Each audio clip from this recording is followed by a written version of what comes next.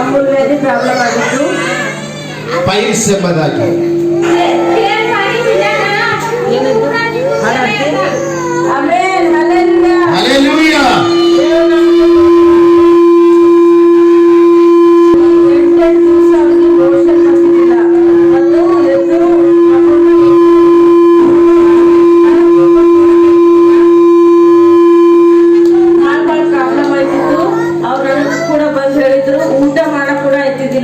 ಬಹಳ ತ್ರಾಸ ಆಗ್ಲತ್ತು.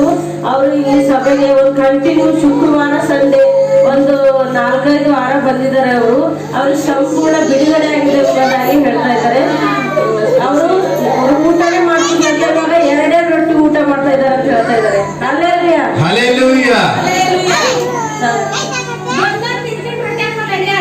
ಇವಾಗ 2-3 ರೊಟ್ಟಿ ಊಟ ಮಾಡ್ತಾರೆ. ಅವ್ರು ಊಟನೇ ಮಾಡ್ತಿದ್ದಿಲ್ಲ.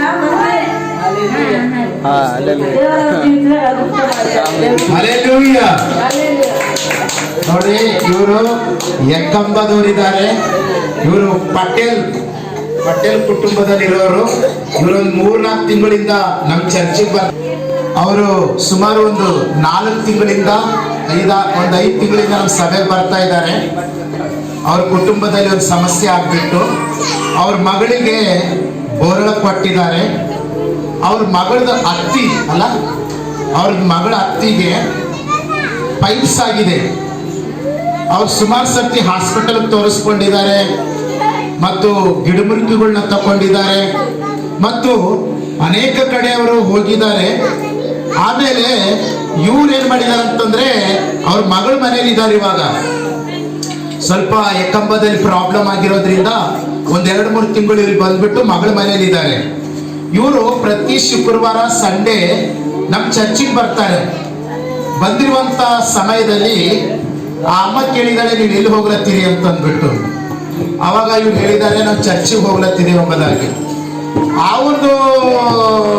ಇವ್ರದ್ದು ಮಗಳದು ಅತ್ತೆ ತವ್ರ ಮನೆ ಪಾಸ್ಟರ್ ಅಮ್ಮವ್ರದ್ದು ಅಲ್ಲಾಪುರ್ ಇದೆಯಲ್ಲ, ಅವ್ರು ಉಳಿದವ್ರು. ಅವರು ಆದ್ರೆ ಅವರು ನಮ್ಮ ಮಿಸ್ಸಸ್ ಅವ್ರ ತಂದೆ ಪಾಸ್ಟರ್ ಇರೋದ್ರಿಂದ ಅವ್ರಿಗೂ ಅವರ ಏನಾರ ಪ್ರಾಬ್ಲಮ್ ಇದ್ರೆ, ಏನಾರ ಸಮಸ್ಯೆ ಇದ್ರೆ ಅವರು ಏನ್ ಮಾಡ್ತಾ ಇದ್ರು ಅಂತಂದ್ರೆ ಹೋಗಿ ಜಪ ಮಾಡಿಸ್ಕೊತಾ ಇದ್ರು.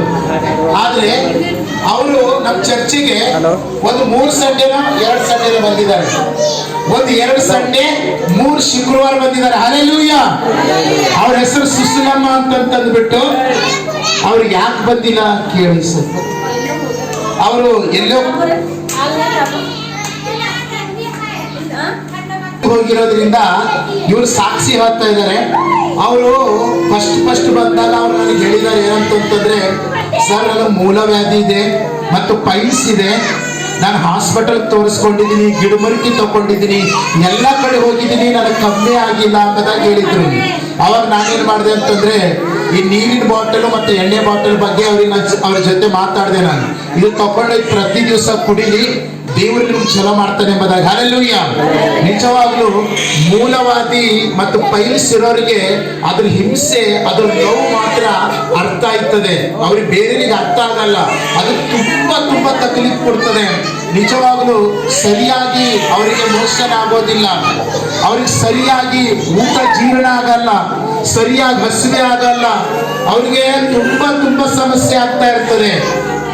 ಇವತ್ತು ಅವರು ಪಟೇಲ್ ಸಮುದಾಯಕ್ಕೆ ಸೇರಿದವರಲ್ಲ, ಅವ್ರ ಫ್ಯಾಮಿಲಿ, ಅವ್ರ ಕುಟುಂಬ ಎಲ್ಲ ಸಭೆ ಬರ್ತಾ ಇದೆ. ಇದು ತಗೊಂಡಿದ್ದೆ. ಅವರು 2 ಸಂಡೇ ಬಂದಿದ್ದಾರೆ, 3 ಶುಕ್ರವಾರ ನಮ್ಮ ಚರ್ಚಿಗೆ ಬಂದಿದ್ದಾರೆ. ಇವಾಗ ಅವ್ರು ಹೇಳ್ತಾ ಇದ್ದಾರೆ 3 ರೊಟ್ಟಿ ಊಟ ಮಾಡುತ್ತಾರೆ ಮತ್ತು ಸರಿಯಾಗಿ ಮೋಷನ್ ಆಗ್ಲತ್ತದ ಮತ್ತು ಅವರಿಗೆ ಪೈಲ್ಸ್ ಸಂಪೂರ್ಣವಾಗಿ ಕಮ್ಮಾಗಿದಂತಂದು ಜೋರಾಗಿ ನಮ್ಮ ಕೈಗಳನ್ನು ತಟ್ಟಿ ನಮ್ಮ ಕರ್ತನಾಗಿರುವಂತ ಯೇಸು ಕ್ರಿಸ್ತನಿಗೆ ನಾವು ಮಹಿಮೆ ಪಡಿಸೋಣ. ಯಾಕಂದ್ರೆ ಈ ಸೇವೆ, ಈ ಸಭೆ ದಹಿಸುವಂತ ಅಗ್ನಿ ಅದ. ಈ ಜಾಗದಾಗ ಯಾವ ಕಷ್ಟದಲ್ಲಿ ಬಂದು ಕಾಲಿಡ್ತಾರೋ, ಯಾವ ಕಣ್ಣೀರಿನಲ್ಲಿ ಬಂದು ಕಾಲಿಡ್ತಾರೋ, ಯಾವ ವ್ಯಾಧಿ, ಯಾವ ಸಮಸ್ಯೆಯಲ್ಲಿ ಬಂದು ಕಾಲಿಡ್ತಾರೋ, ದೇವರು ಸಂಪೂರ್ಣವಾಗಿ ಅವರಿಗೆ ಬಿಡುಗಡೆ ಕೊಡ್ತಾ ಇದ್ದಾನೆ. ಅದು ಕರ್ತನಾಗಿರುವಂತ ದೇವರಿಗೆ ಮಹಿಮೆ ಆಗಲಿ. ಹಲ್ಲೆಲೂಯಾ. ದೇವರಿಗೆ ಸ್ತೋತ್ರ. ಇವಾಗ ನಾವು ಕಾಣಿಕೆ